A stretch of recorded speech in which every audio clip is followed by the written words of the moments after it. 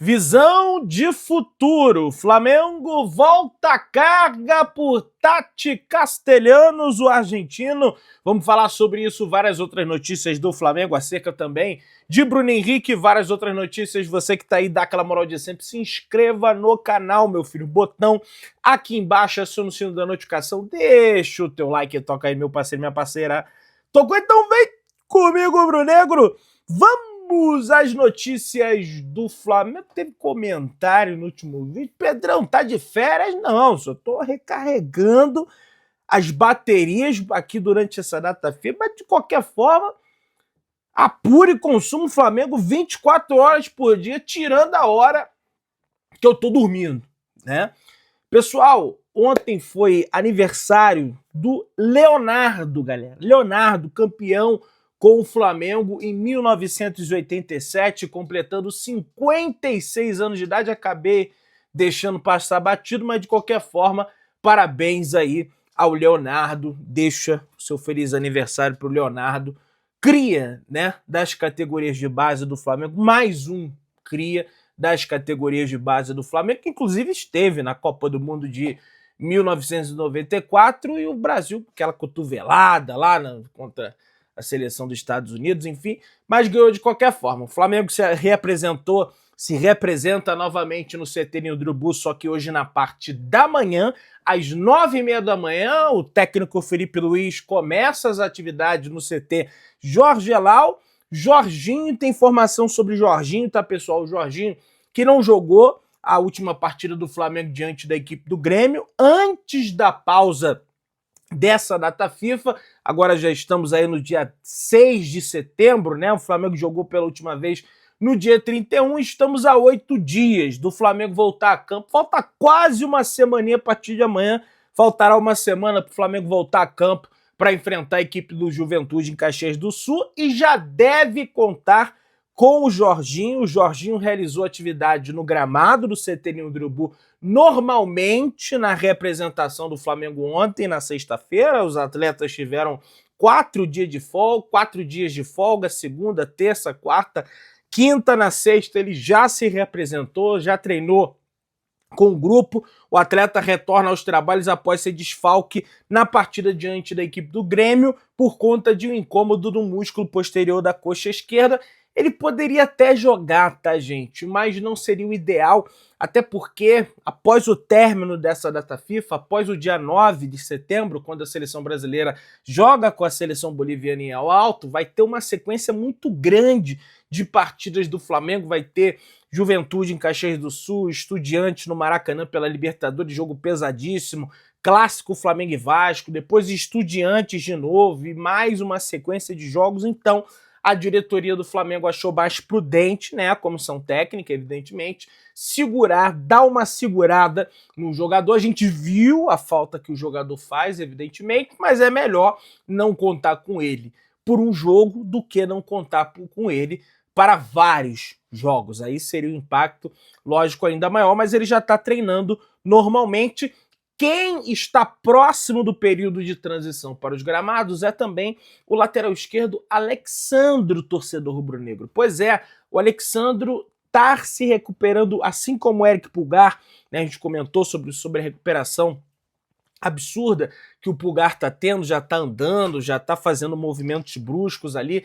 De certa forma, a gente comentou sobre isso. O Alexandro segue o mesmo padrão, lógico, apesar dele ter uma lesão diferente. Ele tem uma lesão na panturrilha, uma lesão leve, bem verdade, tirou ele da seleção brasileira, mas já está bem perto, conversei com algumas pessoas, já está bem perto do período de transição para o campo e há a possibilidade dele ficar à disposição já para a partida diante da equipe do Juventude em Caxias do Sul, pelo menos ali na lista dos relacionados, pelo menos foi o que as pessoas me passaram, tá? Então mais um reforço aí pro elenco do Flamengo. Muita gente chamando a atenção, pô, Pedrão, o Alexandro não faria aquele pênalti que o Ayrton Lucas fez, ou então não falharia naquela marcação.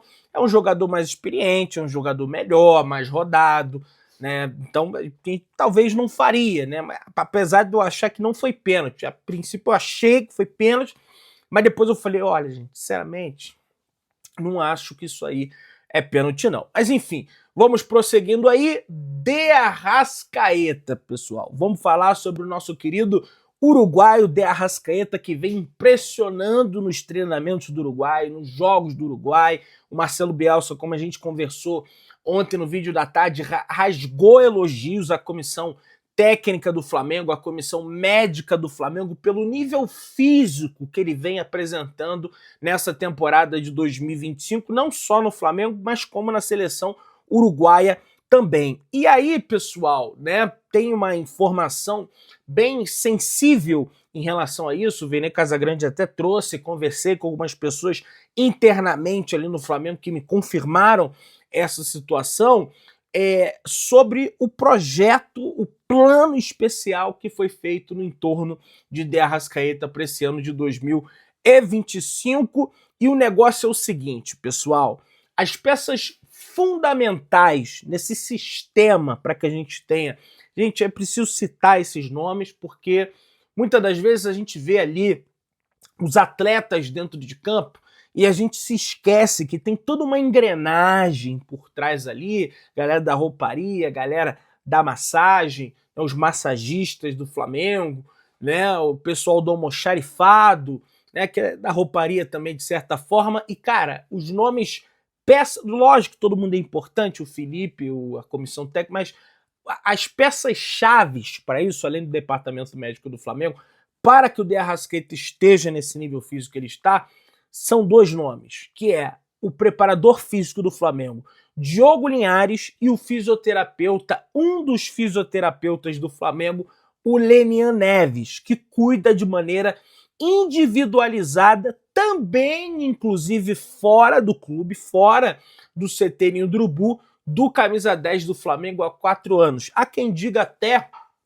que Lenian Neves, no início do ano, com aquela debandada, aquelas demissões em massas do Flamengo, ele teria sido colocado na lista desses demitidos. E como ele tinha confiança de De Arrascaeta, o próprio jogador uruguaio teria solicitado, pela madrugada, não vá mandar o cara embora, o cara conhece bem o meu corpo, sabe como eu reajo, ele vai ajudar quem tá para chegar agora. E aí voltaram atrás com a decisão de manter, e foi uma decisão muito acertada da diretoria em escutar o De Arrascaeta, tá? Os dois, tanto o Lenian Neves e tanto o Diogo Linhares, são os cabeças do organograma estratégico do camisa 10 do Flamengo, que conta com os demais, lógico, profissionais da comissão técnica, do departamento médico do Flamengo. A gente precisa também fisiologistas, nutricionistas, essa galera toda que participa ali do futebol. Quando o técnico Felipe Luiz subiu para a equipe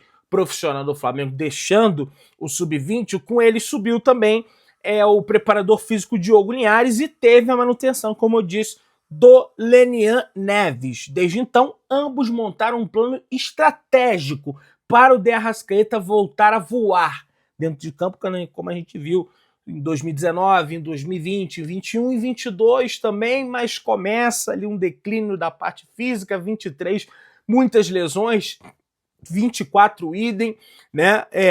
O grande diferencial até o momento é o entrosamento entre essa dupla dinâmica, né? O sincronismo entre o Lenian Neves e o preparador físico do Flamengo. De maneira sucinta, eles montam estímulos aquisitivos e também de recuperação, melhorando automaticamente a performance do jogador, visando o estilo de jogo do técnico do Flamengo, Felipe Luiz, que é um jogo de intensidade, é um jogo de entrega. Se não tiver entrega, não vai funcionar. Como a gente viu o Pedro, né, no início ele vacilando, depois o Felipe dá o esporro, e tem que ter entrega o tempo todo, sem a bola, correr, até se esbaforir, aí entra outro no lugar. Esse é um dos pilares fundamentais, não só esse, é verdade, do estilo de jogo do Felipe Luiz, tá?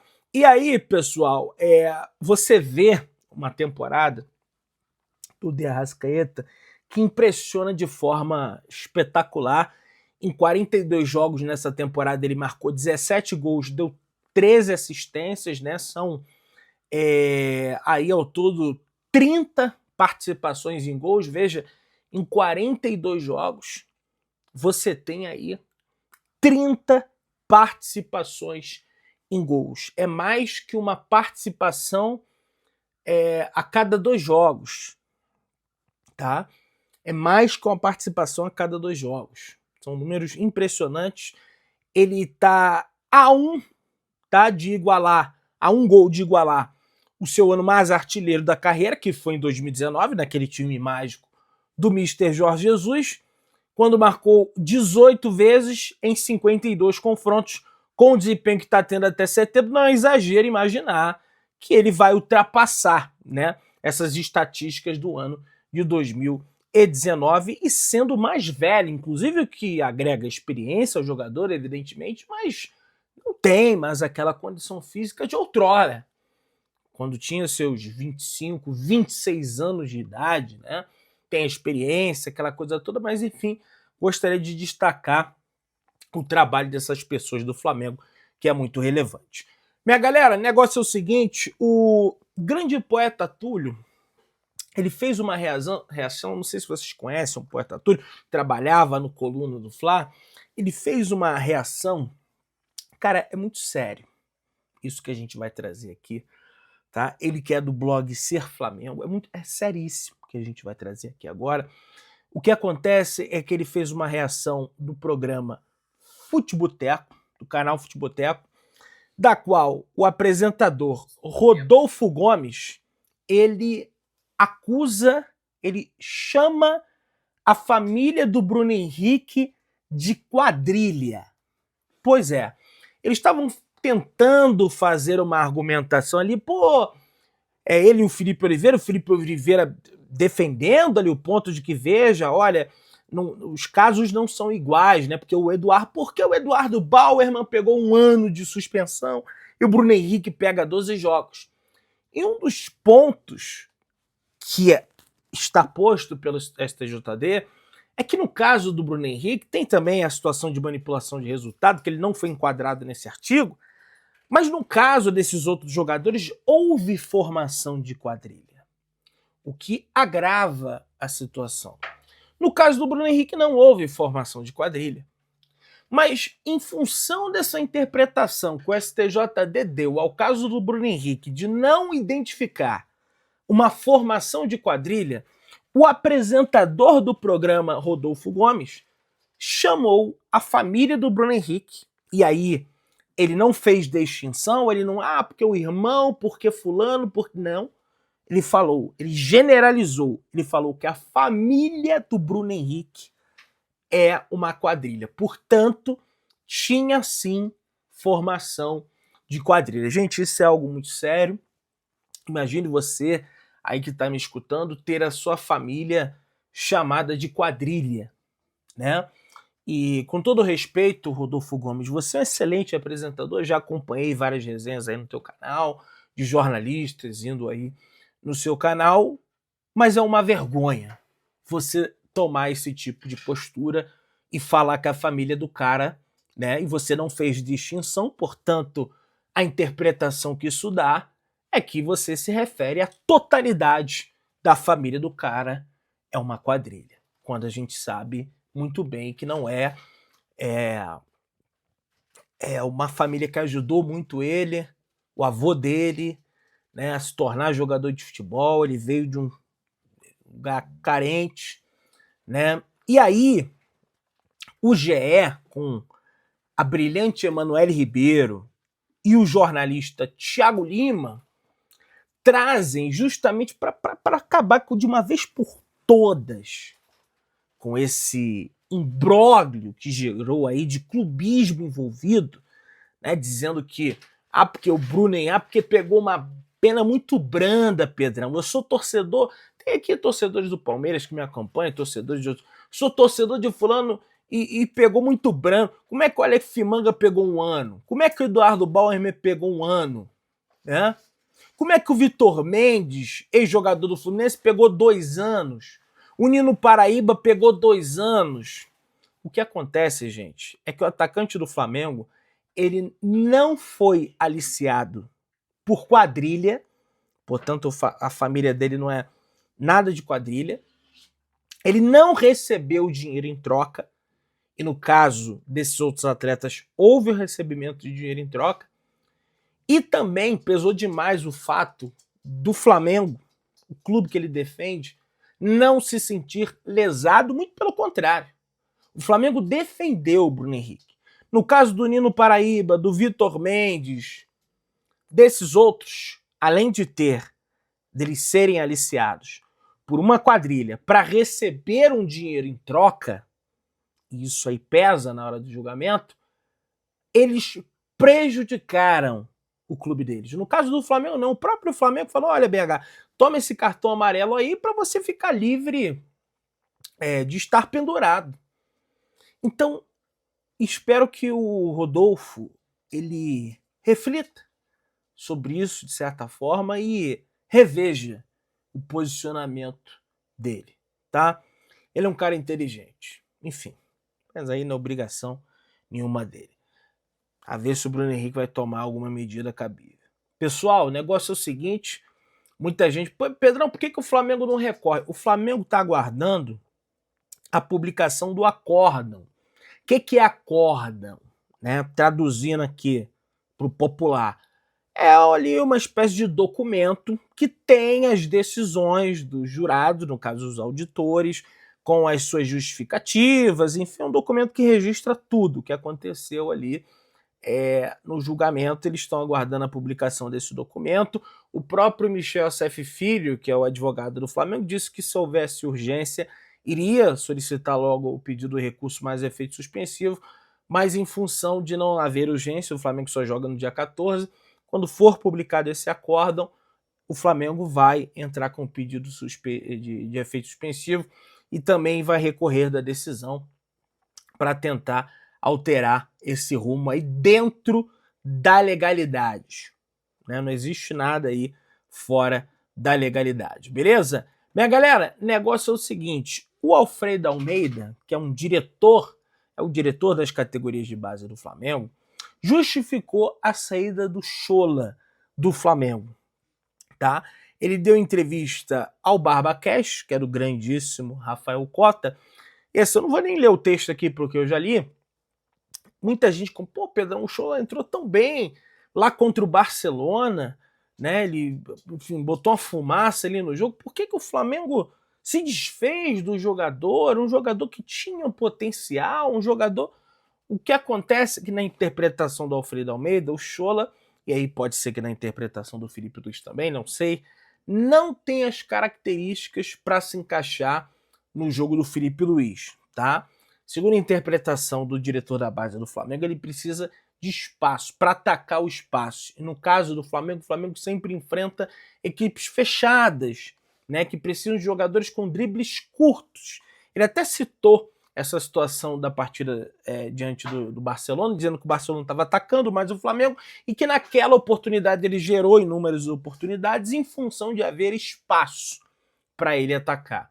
Então, em função disso, o Flamengo acabou realizando a transferência do jogador para a equipe do Dínamo de Kiev. O Flamengo também, nas categorias de base, comprou 10% do goleiro Nicolas, ex-Avaí, para reforçar o Sub-15, o Flamengo reforçando a sua retaguarda, os seus goleiros das categorias de base. Informação do meu querido amigo Flazoeiro em conjunto com o Flabase, que fazem um excelente trabalho de apuração de informação das categorias de base, que ele possa ser feliz no Flamengo, beleza?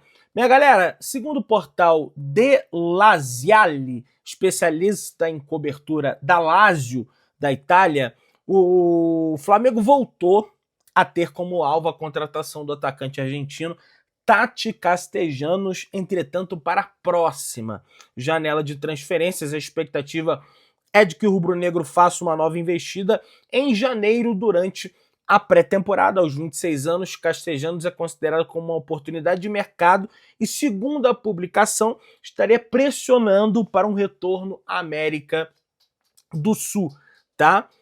O argentino também vê com bons olhos essa vinda para o Flamengo, além de somente o retorno para a América do Sul. Você que está aí, aprova Tati Castellanos em 2026? Deixa nos comentários, se inscreva no canal, aciona o sino da notificação, deixa o teu like, tamo juntão, saudações rubro-negras.